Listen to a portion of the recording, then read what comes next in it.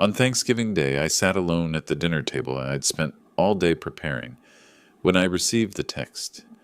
Dad, we're in Europe getting away from you. After 3 years of loving and sheltering my daughter in my own home, she thought I was just a lonely old man who would swallow every pain in silence. She was wrong. I stayed silent and made one phone call that changed everything. A week later, she called 37 times, crying and begging. But by then, I had discovered what she'd really been doing behind my back. She underestimated the wrong man. Before we continue, please tell us in the comments where you're watching this from and what time it is there right now. Have you ever experienced family betrayal during what should have been a special moment? The aroma of roasted turkey filled every corner of the house on Maple Street, mixing with the scent of Maria's famous cornbread stuffing that I'd spent 3 hours perfecting. My hands steady from years on the bench, as a judge now trembled slightly as I adjusted the centerpiece for the 4th time. The dining room looked exactly like Maria would have wanted warm amber light from the chandelier she'd picked out 23 years ago, her grandmother's china gleaming against the burgundy tablecloth and 2-place settings waiting for the family that made this old house feel like home. San Antonio's November evening was unusually cool, and I'd opened the windows to let the breeze carry the mesquite smoke from the neighborhood barbacoa joints. This was our tradition, Thanksgiving dinner at 7 sharp, just like when Maria was alive. Just like when Madeline was small and would help mash the sweet potatoes while standing on her little wooden stool. I checked my phone again. 6:30. Madeline and Hunter were running late, but that wasn't unusual. Traffic on I-35 could be brutal on holidays, and they'd mentioned something about picking up wine. I smiled, imagining Madeline's face when she saw I'd made tres leches, cake her childhood favorite that Maria used to bake every birthday. The doorbell rang and my heart jumped with anticipation. But it was Mary Thompson from next door holding a covered dish and wearing that concerned expression she'd perfected over 30 years of neighborhood watch duties. Nathaniel, I saw your lights on and wanted to check. Are you expecting company tonight? Of course, I said, perhaps too quickly. Madeline and Hunter will be here any minute. You know how young people are with time. Mary's eyes swept past me to the perfectly set table, the cooling turkey, the untouched wine glasses. It's just past 7, dear. Are you sure they're coming? Before I could answer, my phone buzzed. A text from Madeline. Finally. Dad, we're in Europe getting away from you. Stop bothering us.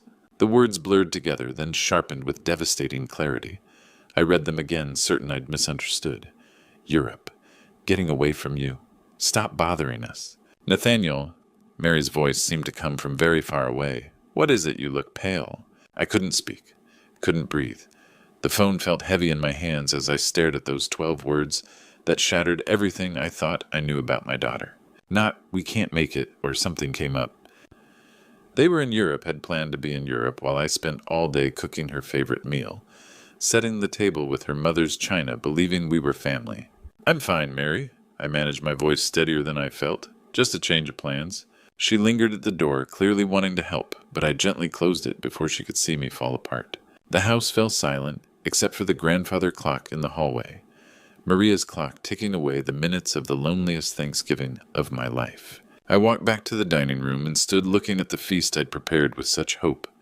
The turkey golden and perfect. The stuffing made from Maria's handwritten recipe card stained with decades of use. The tres leches cake waiting in the kitchen made with love for a daughter who was on another continent running from me. The candles flickered in their holders, casting dancing shadows across the empty chairs. I pulled out my phone again, hoping I'd imagined it, but the message was still there. Cold, calculated, final. For 62 years I'd believed in family and forgiveness, in the bonds that hold us together through everything. Maria used to say that love was patient, that children sometimes lose their way but always come home. But as I sat alone at that table surrounded by the remnants of my hope, I realized that some betrayals cut too deep for patience. Something hardened in my chest, not anger exactly, but something colder, more permanent. I wouldn't be anyone's fool anymore, not even my own daughter's. Dawn broke gray and cold over San Antonio as I sat with my morning coffee alone, but strangely clear-headed. The house felt different, not empty but cleared of illusions. By sunrise I knew exactly what needed to be done. The retired judge was waking up inside the grieving father, and it was about time. I pulled out my phone and scrolled to James Patterson's number. He'd been my court reporter for 15 years before law school, One of those rare people who understood that justice was about precision, not emotion. Nathaniel. James's voice carried surprise. How was your Thanksgiving? Educational. James. I need legal representation. Family law, specifically eviction proceedings. You're evicting someone, my daughter and her husband. They've lived here 3 years under the pretense of temporary housing. Last night, I learned what they really think of my hospitality. Why not handle this yourself? You've got more courtroom experience than most attorneys in this city. Because I can't be objective about my own daughter, and she knows it. She's counting on my emotional attachment to cloud my judgment. I need someone who can see this clearly, without 34 years of birthday parties getting in the way. I understand. Can you be here by 10?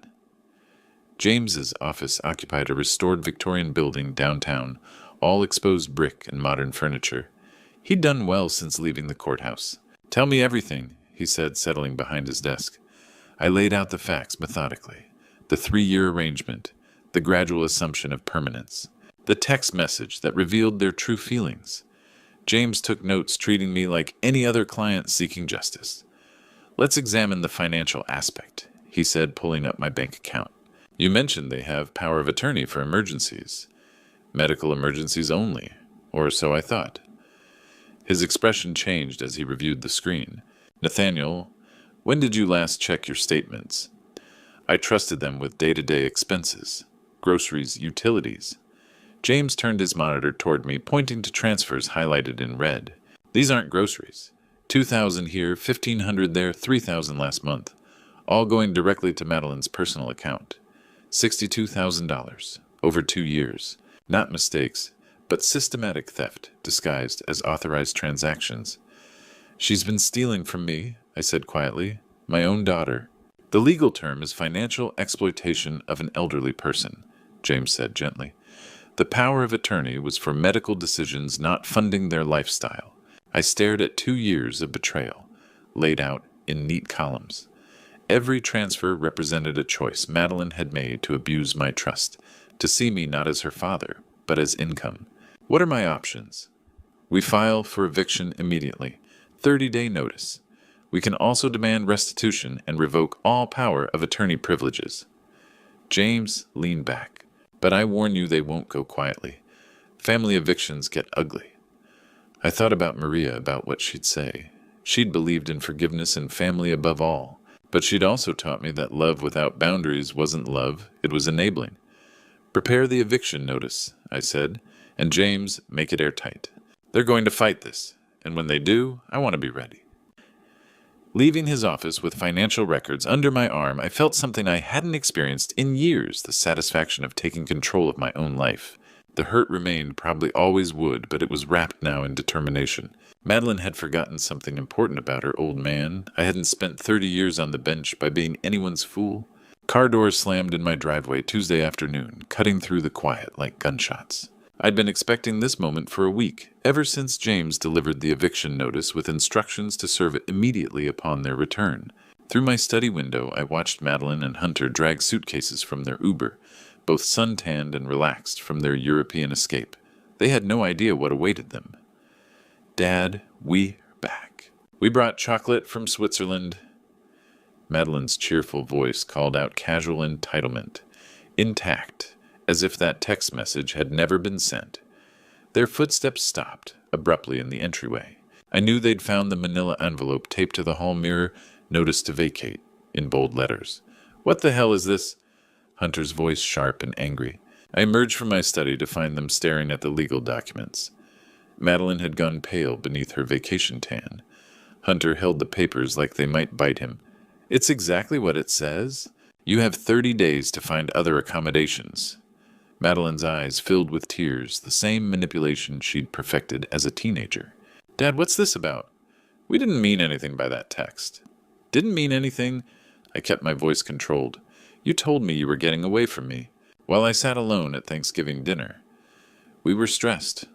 Hunter stepped forward, chest out, the aggressive posture I'd seen in my courtroom from men who thought intimidation was strategy. We needed space. That doesn't mean we move out. Actually, it does. This is my house. Your guests who've overstayed your welcome. Madeline's tears turned to sobs. We don't have anywhere to go. We can't afford our own place. Dad, please, I'm sorry about the text. The text isn't why you're being evicted. Hunter's eyes narrowed.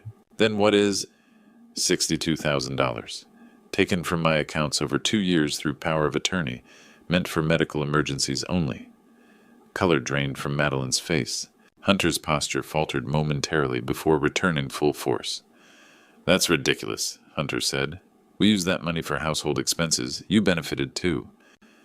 $2,000 grocery bills. I may be old Hunter, but I'm not stupid. You're being unreasonable, Madeline pleaded. We can pay you back. We just need time. You've had 3 years. Time's up. Hunter crumpled the papers. You can't just throw us out. We have rights. We'll fight this in court. You're welcome to try. Something dangerous flickered in Hunter's eyes. Maybe we will, and maybe we'll let the judge know about your recent behavior. The paranoia, sudden irrational decisions, the way you've been acting erratic and confused. The threat hit like a physical blow. I'd seen this tactic in family court adult children claiming parents were mentally incompetent to gain control. Are you suggesting I'm not mentally competent? I'm saying a judge might wonder about a 70-year-old man who suddenly turns on his family without warning, especially one living alone, isolated, possibly not taking care of himself properly. I'm 62. Sometimes you seem confused about things like that. Hunter's smile was cold. Memory issues can be a real problem at your age. Madeline looked uncomfortable but didn't stop him. That silence spoke volumes. We're not leaving, Hunter continued. And if you try to force us, we'll make sure everyone knows you're not capable of making these decisions. A competency hearing might be exactly what this family needs. After they stormed upstairs, I stood alone in my hallway, understanding the full scope of what I faced. This wasn't just about eviction anymore. They were preparing to attack my mental fitness to paint me as a confused old man. But they'd made one critical error. I wasn't just any confused old man. I was a retired judge who knew exactly how these battles were fought, and I had no intention of losing. The business card felt heavy in my fingers as I sat outside the downtown office building. Elena Vasquez, elder law attorney. I'd found her through the Texas Bar Association after researching competency challenges all night. James was excellent, but this battle required someone who specialized in exactly the warfare Hunter had declared.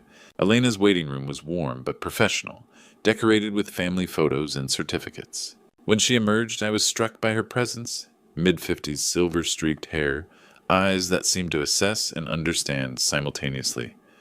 Mr. Grant, I'm Elena Vasquez. Her handshake was firm, confident. Her office mixed law books with personal touches, including a photo of what looked like her late husband. Tell me what's happening, she said, settling behind her desk. I laid out the situation methodically. The 3-year arrangement, the financial exploitation, the eviction notice, Hunter's competency threat. Elena listened without interrupting, her pen moving efficiently. When I finished, she looked up with controlled anger on behalf of a client. What you're describing is textbook elder financial abuse. The power of attorney exploitation, the competency threats when confronted. I see this pattern weekly. Texas law is very clear about protecting elderly citizens from this manipulation. But can they actually have me declared incompetent?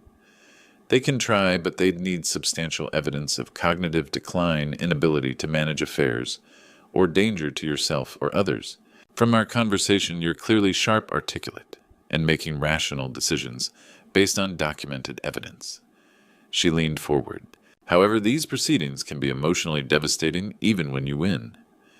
I thought about Maria, about how she'd handled conflict with grace. She'd always said dignity wasn't about avoiding fights, but choosing the right ones. What do you recommend? First, we need an independent psychiatric evaluation to establish your mental competency beyond question. I work with Dr. Alan Rivers. He's thorough, respected by courts, and his evaluations are bulletproof. Elena made a note. Second, we document everything. The financial exploitation, the threats, their refusal to vacate. We build a case so strong that any judge will see exactly what's happening. And if they follow through on their petition, then we're ready. But Nathaniel, may I call you Nathaniel? I need you to understand, this isn't just about legal strategy. Family cases like this take an emotional toll harder than any courtroom battle. Her words carried experience of guiding other families through similar devastation. I found myself noting the compassion mixed with professional competence. I've been alone since my wife died 6 years ago. I thought having Madeline and Hunter in the house would bring back some life. Instead, they've been slowly draining everything that mattered to Marie and me. Our savings, our traditions, our sense of family. Family isn't just about blood, Elena said gently. It's about respect, mutual support, genuine care. What you're describing isn't family, it's exploitation disguised as love. Something in her voice suggested personal experience, though she didn't elaborate. Instead, she pulled out her calendar. I can arrange the psychiatric evaluation for this week. Dr. Rivers will be thorough, but I'm confident about the results. Are you prepared to move forward? I thought about Hunter's cold smile, about Madeline's manipulative tears, about the $62,000 stolen under family loyalty's guise. Then I thought about Maria's voice telling me that sometimes love meant setting boundaries even when it hurt. Schedule it, I said. And Elena, thank you for believing me. Her smile was warm professional, but something more. I don't just believe you, Nathaniel. I'm going to make sure you win. As I left her office, I felt something I hadn't experienced since this nightmare began hope. Not just for legal victory, but for the possibility that I wasn't as alone in this fight as I'd thought. Elena's urgent call came 3 days later. Nathaniel, get to my office immediately. My investigator found something disturbing. I found Elena pacing financial documents spread across her desk. Investigator Carmen Rodriguez sat with her laptop open, looking grim. This will be difficult, Elena said gently. Carmen turned her screen toward me, showing Madeline's bank statements with highlighted entries. I noticed unusual payment patterns during background checks. Small amounts, but regular. She pointed to transactions. 200 here, 300 there, always on the 15th. All going to Dr. Marcus Webb, a psychiatrist. My stomach dropped. Neither Madeline nor Hunter mentioned seeing a psychiatrist. That raised red flags, Carmen said. 6 months of identical payments. Didn't look like therapy billing. Elena leaned forward grimly. So I tested something. Called Dr. Webb's office, identified myself as an attorney, preparing for your competency hearing, asked about scheduling an evaluation. What did they say? The receptionist said, "Oh, we already have Mr. Grant's evaluation completed and ready for court submission. Dr. Webb finished it last week." Elena's voice carried fury. "Nathaniel, this doctor wrote a psychiatric evaluation declaring you mentally incompetent, and you've never met him." The room spun. I gripped my chair, struggling to comprehend. My daughter paid a doctor to fabricate an evaluation. "It gets worse," Carmen added. Dr. Webb's been sanctioned twice by the medical board insurance fraud and writing prescriptions without examinations. Perfect candidate for questionable services. The betrayal cut deeper than stolen money or cruel text messages. Madeline hadn't just planned to steal my finances. She'd systematically constructed a fraudulent case to steal my identity, independence, dignity. "I need to confront him," I said. Elena nodded reluctantly. "Speakerphone. Carmen will record everything." Dr. Webb's voice was smooth until Elena identified herself as my attorney. Then it became nervous. "Dr. Webb, you've prepared a psychiatric evaluation for my client, Nathaniel Grant." A pause. "Yes, based on extensive consultations with his daughter regarding his deteriorating condition." "Consultations you were paid for." Madeline expressed serious concerns about her father's cognitive state. She documented behavioral patterns. Memory lapses, paranoid thinking, poor judgment. Based solely on her reports without examining the patient. "You declared him incompetent?" Elena's voice was razor-sharp.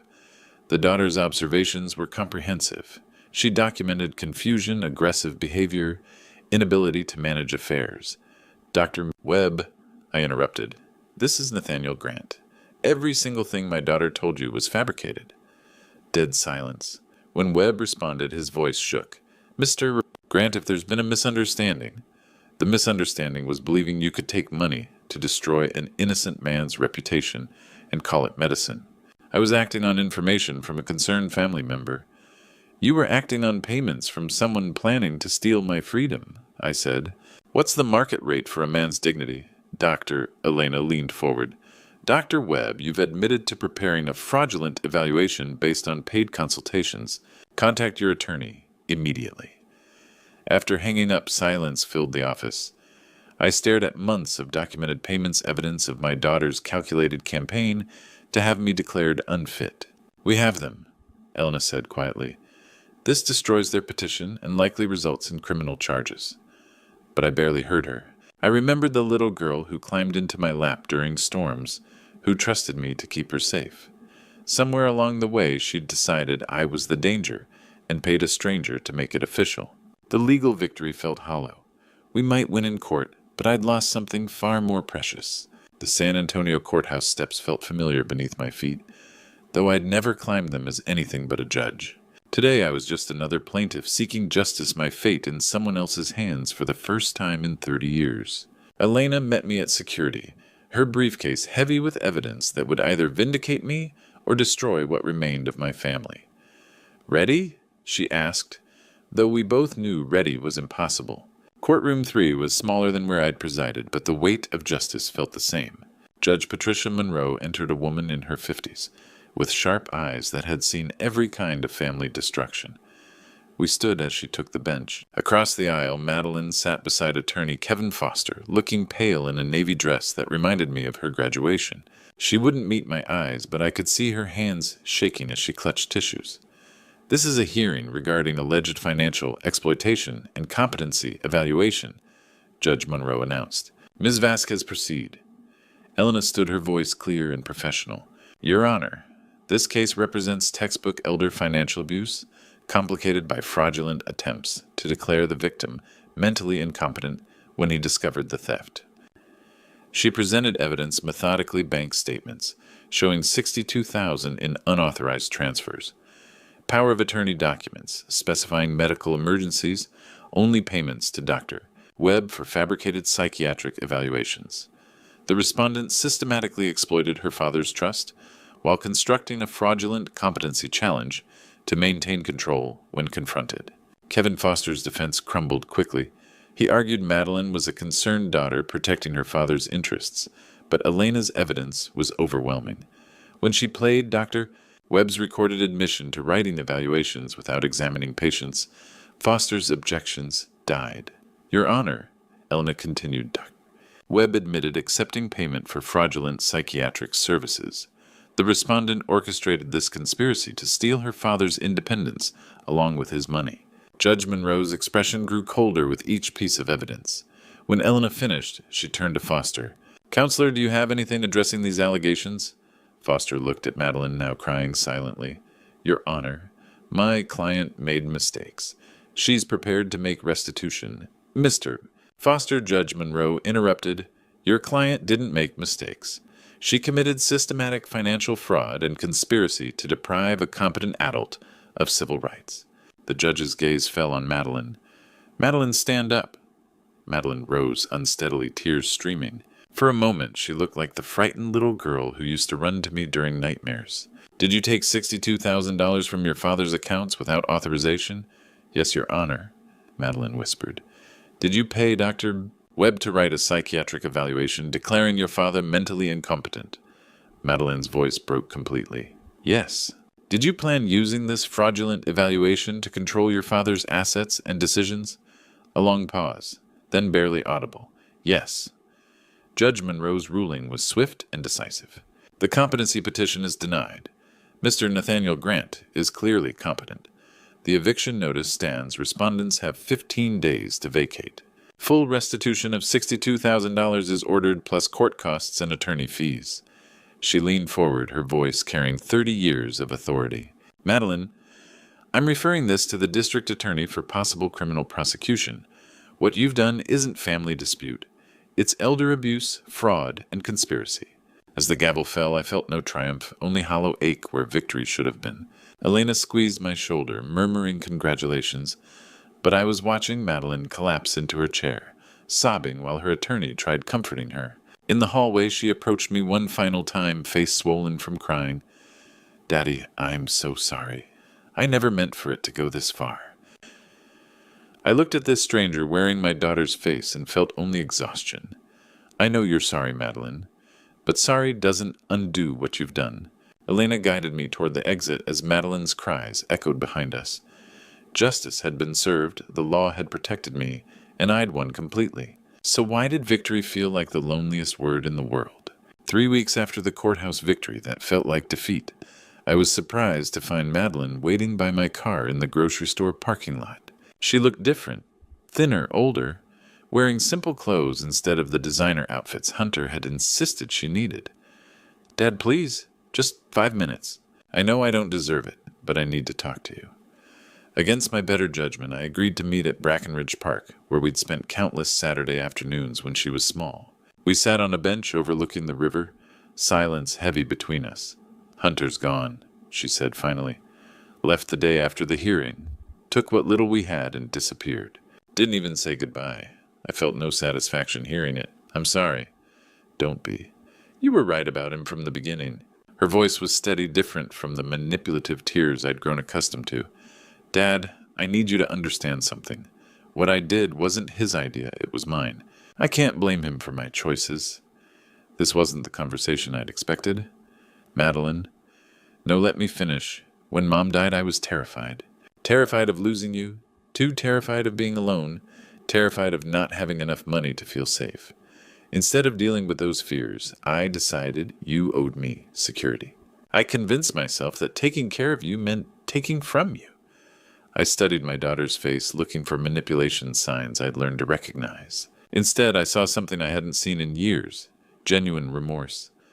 Hunter made it easier to justify, but the fear was mine. The greed was mine. The lies were mine. She pulled out folded paper. "I've been seeing a therapist, Dr. Sarah Martinez. She helped me write this. It's an inventory of everything I took, everything I lied about, everything I need to make right." The list was longer than I'd imagined. Not just 62,000, but smaller thefts over years. Emotional manipulations, times she'd used my grief over Maria to get what she wanted. "I found a job, Dad. Administrative work downtown. It doesn't pay much, but it's honest. I'm moving into a studio apartment next week." She looked at me with eyes that reminded me of the little girl who used to confess to breaking my reading glasses. "I want to pay you back everything, but more than that, I want to earn the right to be your daughter again." I thought about Maria, about conversations we'd had when Madeline was difficult as a teenager. Maria always said love without boundaries wasn't love, it was enabling, but she also believed in second chances and genuine change's power. "The therapy, how long have you been going?" "Since the hearing, 3 times weekly. Dr. Martinez specializes in people who've hurt their families. She says I have to learn to sit with my fears instead of making other people pay for them." We sat quietly watching joggers pass on the river trail. Finally I spoke. "I forgive you, Madeline, but forgiveness doesn't mean forgetting. It doesn't mean pretending this didn't happen." Tears flowed down her cheeks. Not calculated tears of before, but raw emotion of someone facing their own damage. "I know. I don't expect to just move back in and pretend everything's fine. I want to rebuild our relationship the right way this time, as adults, with respect." "That means boundaries," I said gently. "No access to my finances, no power of attorney, no assuming you're entitled to anything just because you're my daughter. I understand, and Dad, I want you to be happy. Really happy. If that means I'm not part of your daily life anymore, I can accept that." For the first time in years, I heard my daughter speaking as an adult, taking responsibility for her actions and consequences. "You'll always be my daughter, Madeline. But you're right, things have to be different now." Over following weeks, she kept her word. She moved into her small apartment, started making regular restitution payments, and continued therapy. When she called, it was to check my well-being, not ask for anything. Slowly, carefully, we began rebuilding. Not the old relationship based on my guilt and her manipulation, but something new based on mutual respect and clear boundaries. I realized something profound: I could love my daughter and protect myself simultaneously. Setting boundaries hadn't destroyed our relationship, it had saved it. Christmas morning arrived quiet and peaceful, a stark contrast to the chaos of Thanksgiving 2 months ago. I woke up in my own house, truly mine again, with plans that didn't revolve around other people's expectations or demands. Elena had offered to help with Christmas dinner, not as a romantic partner, but as the friend she'd become since the court case ended. Our relationship had evolved naturally from attorney-client to something warmer, though we were both taking things slowly. At our age, we'd learned the value of building solid foundations. "I hope you don't mind the company. she'd said when she arrived with a homemade pie. "My son's in Oregon, and I wasn't looking forward to spending the day alone. I'm grateful for it," I replied honestly. "Last Christmas, I had a house full of people who didn't want to be here. This year, I have someone who actually chose to come." We worked together in the kitchen, our conversation easy and comfortable. Elena told me about her late husband's Christmas traditions, while I shared memories of Maria's elaborate holiday preparations. There was something healing about talking to someone who understood loss without trying to fix it. The doorbell rang at 3 o'clock. Madeline stood on my porch holding a small wrapped gift, looking nervous, but more confident than she had in years. "Hi, Dad. Merry Christmas. I hope it's okay that I stopped by." "Of course. Come meet Elena properly." The afternoon unfolded with careful grace. Madeline complimented the modest decorations I'd put up, asked Elena thoughtful questions about her work, and shared updates about her therapy and new job without being prompted.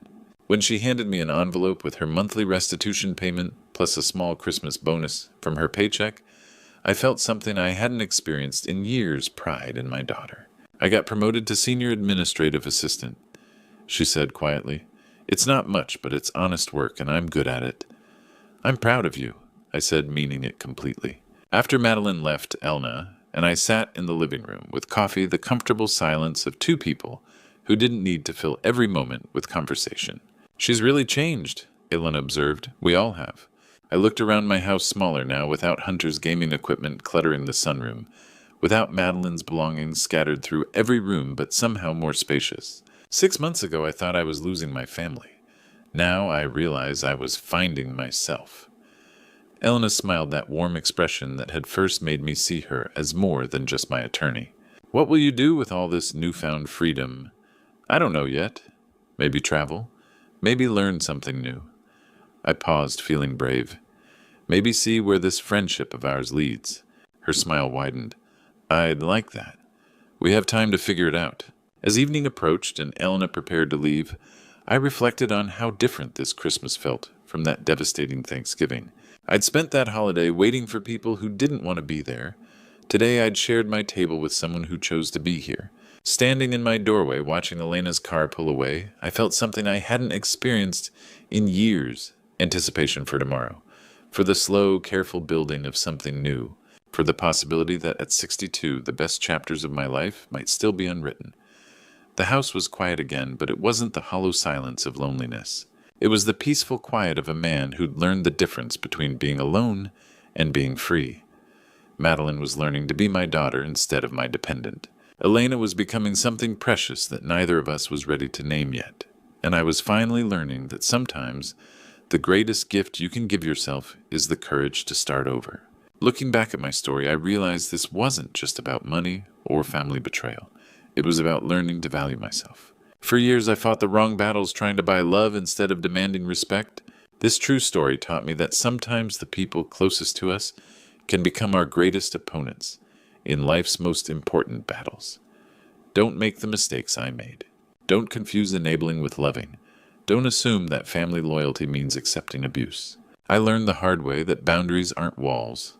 They're bridges that show people how to love you properly. The most painful lesson from this true story: sometimes you have to lose the relationship you thought you had to discover, the relationship you actually deserve. When I finally stood up to Madeline and Hunter, I wasn't just fighting for my money. I was fighting for my dignity in the most crucial battle of my later years. At 62, I discovered something powerful: it's never too late to demand better. Whether you're sharing grandpa stories with your family or facing your own challenges, remember that love without respect is just manipulation with a prettier name. This true story isn't unique. Elder abuse happens in families everywhere. But here's what I want you to understand. You have the right to protect yourself, even from people you love. The hardest battle isn't always against strangers. Sometimes it's against the people who should be protecting you. Elena helped me see that asking for help isn't weakness, it's wisdom. These grandpa stories often end sadly, but mine didn't have to.